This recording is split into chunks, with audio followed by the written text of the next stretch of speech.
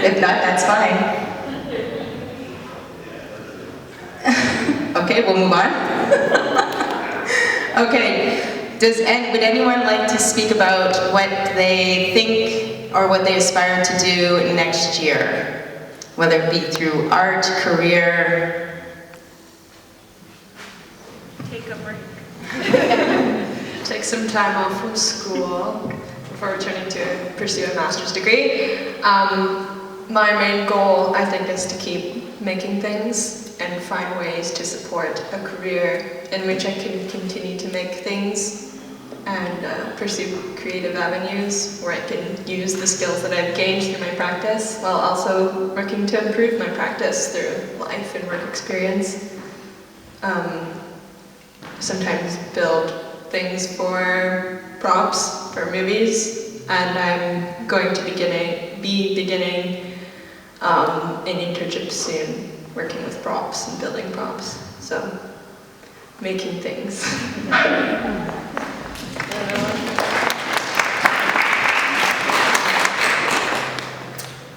Okay. Yeah. Well, I want to also do an MFA eventually, but I won't do that right away because I think that's probably not the best move to lurch right into an MFA.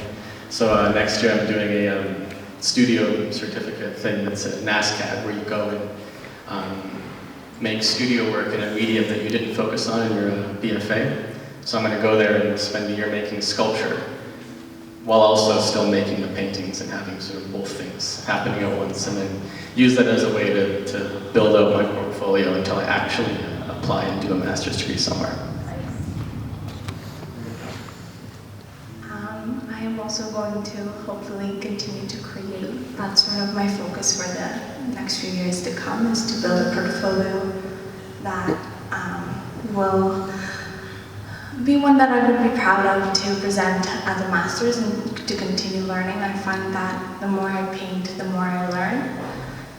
And each series past the sort of knowledge gained, and so I hope to continue that process. I will look into residencies and hopefully get more experience and go out in the world and see and learn from other people, and then one day hopefully a master's as well. Great. Could you three move into the light, please? Because you're kind of in the dark. Right in front. Yeah. You guys move out, you come in. Perfect. Thank you.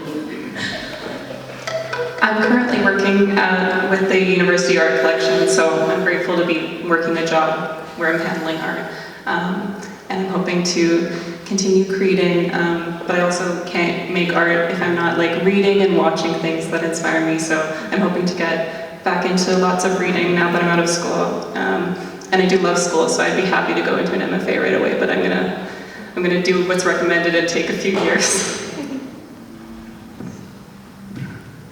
I also would like to continue my education, but not yet. I do need to take some time so I can kind of find my actual voice in my art. I find that my work is really varied, and I think I want to find a more direct avenue for myself. So I will be taking some time to keep creating, but in a way that's less structured than school was. I really like, the structure of school really forcing me to actually get some work done, but I think now I can express myself a little more freely, so I'm excited to see that. I am also taking a small break from art, but will be returning. I am going to education next year as a degree. I do want to teach art, and I want to be able to give students a safe space to create freely and figure out who they are, because I feel like they have a lot of pressure on themselves trying to figure out what to do when they're 16, and most of us change our ideas, so I'm just gonna kind of be a little safety net for them and hopefully help them figure out what it is they want to pursue and let them know that it's okay to take some time for themselves as well. Do we have any family members out there that want to ask a question?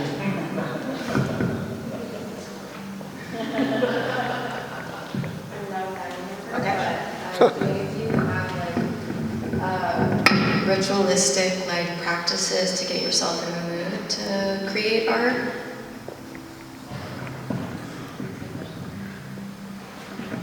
Anyone? Yeah. I do find it really useful to lie on the floor for a while. That is something I do pretty frequently. Sometimes before starting, and then if I'm stuck, is I will leave the room and lie on the floor for like 30 minutes and not do anything. And that's genuinely quite helpful. And if you don't want to lie on the floor, I think just pacing around and not talking to anyone is also quite useful. I think it's really important, at least for me, when I'm working, if I feel like I'm stuck, I need to feel like I can lose contact with the work for a while. So like I need to leave the room and stop looking at it and stop thinking about it and just be totally separate from it for a while. And that way when you go back to it again, it feels newer and you can sometimes find solutions that feel obvious now and you didn't see before. Yeah.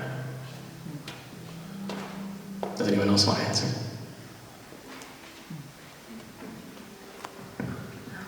I find that just going into the studio, just working, even if it's like scrawling on a paper or reading or just being in the studio, that's sort of how I find that it comes and you just get to work, and that's my process. But I like your lying on the floor. I try it. Lying on the floor is good. But yeah, I'm not a very process-based artist. I find my process starts just in thinking a lot. I remember when I was struggling with the concept for my thesis show, I told a friend, I was like, I just need to like sit and think for like an hour. So yeah, that's how I make art.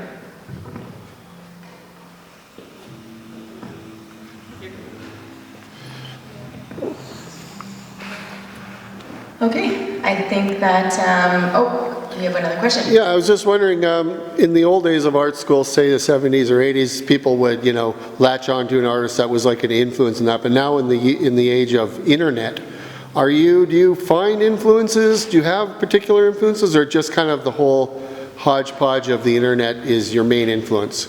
Can anyone speak to that? Good question. I actually just had this conversation, and it's an interesting thing because, especially with COVID, and like COVID existing halfway through our schooling for a lot of us, a lot of inspiration did come from online, and it came for me primarily through Instagram or Pinterest. And when it's done right, Pinterest will have the style of the artist to make all these things, and the more you engage with certain kinds of art, the more you'll see in that kind of avenue.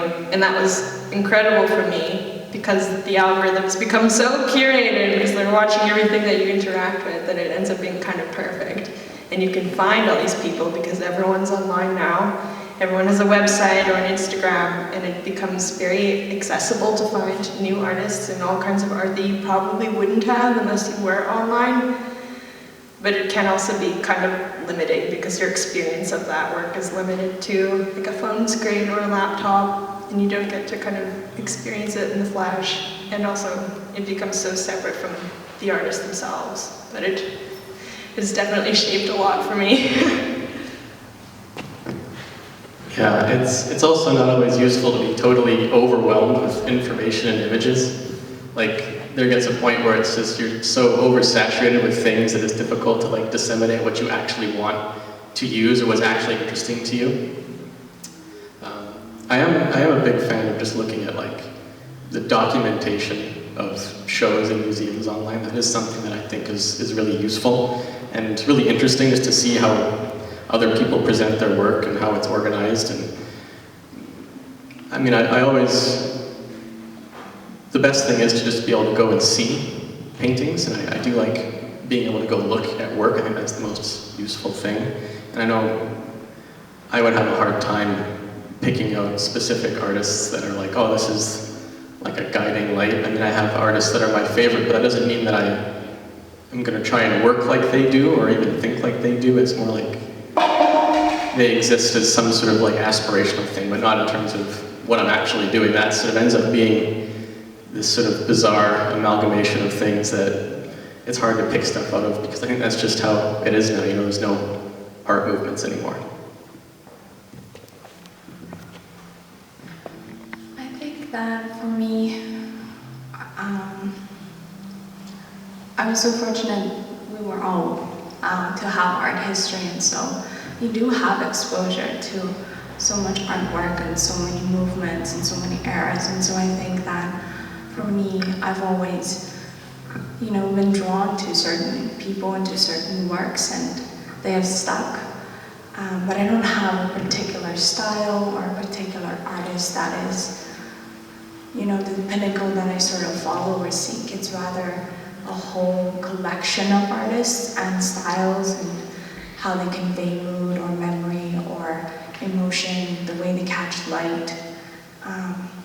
And then online also, it's so nice to be able to, you know, look up an artist and find similar artists and similar movements. And so, yeah, I think for me, art inspiration comes from a wide range. It's not limited. And yeah, it's nice to have that, to see multiple ways of tackling an issue or an idea.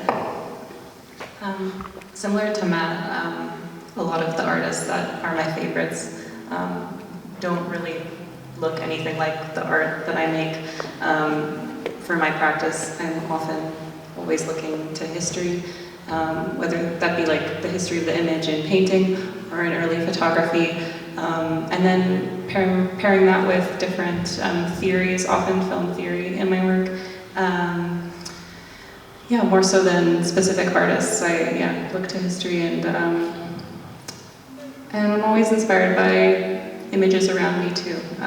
Clearly family pictures and just the objects I grew up around. I would say I also have somewhat of like a web of artists that I kind of look to throughout my art, but it is definitely like a hodgepodge, how you said.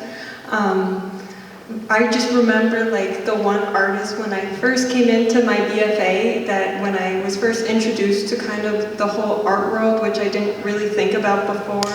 I didn't think about any sort of famous artists. It was Pippi Lottie-Riest. I remember her work was very, just nothing I've ever seen before, and that really inspired me to change what I was doing.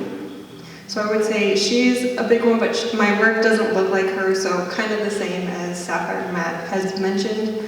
Yeah. During my first few years of university, it's pretty much the same thing. We kind of had such a big resource. Just with classes, art history, some of our profs would require us to come in with documentation, to find different artists. And I've always been drawn to some of the most outlandish pieces. I love color, I love sculpture. I don't like doing sculpture, so that never really worked out. But it wasn't until I actually created my first piece that was of myself that all of a sudden, ever since, I had somehow became my own muse for my pieces. And I've just been kind of sticking with that since. I feel like it's a very intimate way to show yourself without it even being intimate, but I don't know, I think it's something special with that as well.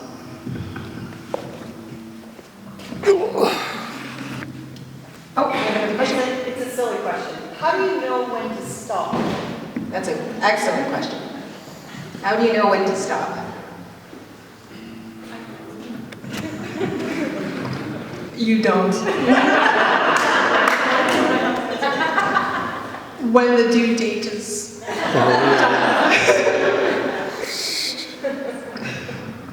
feel like this would be a good question for Matt to answer, since Matt just is constantly repainting things.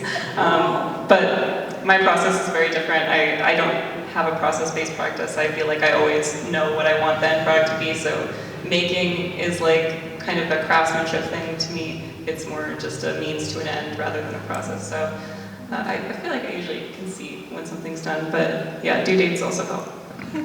Yeah. For me, I think similar to Sapphire, sometimes there just comes a moment in a painting where like I have to just let it be now. Either it is that you're too frustrated or that you kind of like how it is now. Sometimes when I come back, it's like, oh no, it needs some help. But yeah, I feel like for me in my art, there just comes a moment where, okay, I think this is what I want. Yeah, I think there is a two-stage process for doneness. There is the work done, and then there is do I actually like it? Those are two separate versions of done. The first version, which is the painting done, is usually whenever you can't figure out what to do anymore. That probably means that whatever it is you're working on is now done because you have nothing left to do. That doesn't mean the work is done, it just means that you're done working on it. And then you have to usually wait and like leave the work up for a while, and then you decide if you actually like it or not. And that's how you'll know if it's really done. And for me, that tends to be, if I put it up for a while, like a few weeks or a few months, and then I look at it, if the first feeling I have is some sort of negative feeling, it means it's dead, like it's gone, and I'm gonna paint over it for sure. And if the first feeling I feel is like, okay, yeah, I see, like if it works, like it'll be totally instantaneous, but the instantaneous feeling only comes much after you've finished working on it. So for me, like a painting needs to survive both of those stages to be able to stick around for a while. And sometimes the second stage will catch up to it after like a year and I'll paint over something again, but yeah. For me, in my practice, if I step away from the painting and I don't know what to do, I trash it. If I step away from the painting and I feel satisfied with what there is, I wrap it up and I never touch it again. And it keeps me from going back and changing things and continuing the endless loop of painting and repainting. I've got one more question. When you create something, does it always end up hanging in the same direction that you paint it, or does it sometimes get rotated? For me, most of my art is representational, but it's always interesting to kind of subvert the idea of the image that you went into it with. I'd personally be okay with any of my paintings being in any direction, although it might not make sense. But I think as an artist, you have to be okay with that. Mondrians are hung upside down, apparently all the time, so. Yeah, I mean, kind of the same thing if I'm working on something that's representational and that's the way it's going to go. But if it's an abstract work, especially if it's something that's like really close to pure abstraction, then I'm definitely going to rotate it many times as I'm working on it. I find I often start it one way, and then as I work on it, I'll turn it almost every other way possible, and then in the end it ends up being the same orientation it was in the first place. But it usually has to get spun around a few times in the process just to make sure that, you know, you get the best sense of like the way every part of the painting relates to itself and like how one corner relates to the other corner, things like that. But yeah, you definitely turn them a lot. And occasionally I'll make something and at the last minute I'll change my mind and turn it, and somehow it then works better. Maybe it becomes less intentional or contrived or something when you turn it, yeah. Mine sort of stays as I envision them. I do find sometimes when I paint, just because, you know, how big the canvas is or how big the table is, that I kind of shift around them, but usually when they go up on the wall, it's sort of how it would make sense, yeah. Yeah, I paint representational too, so same as Grete. They always stay the same way, but I do often paint upside down and sideways, and I do the Renaissance mirror trick too, so. My work doesn't hang, but I do change the orientation sometimes. Like if anyone saw the chairs upstairs, I think they look very cool without all the fabric. It just changes the meaning of it. But I would love to display, you know, the chairs just like laying on their sides or something fun. So I think it's good to sort of change the orientation of that. my work is also pretty representational, and although you can hang it however you want, I feel like it will take the initial meaning away from it and give it something. It would give it a completely different meaning. I'm not saying that's wrong, but I think I prefer having them as is, and when they're in my hands, they'll stay that way. Do any of you have anything you want to say, non-questioned? No? No? Anyone else out there? Okay, so we will wrap it up, and make sure to go see Michaela's installation up there, because it's kind of hidden, purposely. Okay, thank you all so much, and we'll turn the music on.